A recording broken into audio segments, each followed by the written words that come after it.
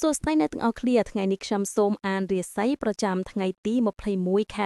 11 2025ដែលថ្ងៃនេះក្នុងសប្តាហ៍ទាំង12គឺថ្ងៃមមីមកជាមួយធាតុឈើបូកហៅថាថ្ងៃសេះឈើ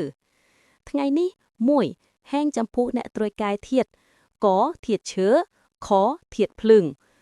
2ចំពោះឆ្នាំដែលហែងមានឆ្នាំមូម៉ែឆ្នាំចនិងឆ្នាំខាវនៅក្នុងតួរាសីដែលមានម៉ោងកើតថ្ងៃកើតខែកើតនិងឆ្នាំកំណត់ប្រសិនបើឆ្នាំទាំង3នេះមានធាតុត្រីកាជាធាតុឈើនិងធាតុភ្លើង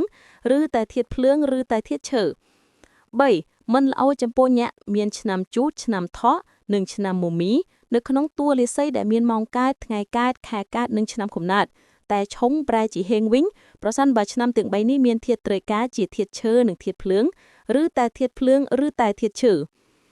សូមបញ្ជាក់ថាមូមីឆុងនិងមូមីហៅថាឆុងបែបនាំរឿងដាក់ខ្លួនមួមកក្តៅក្រហាយតែម្នាក់ឯង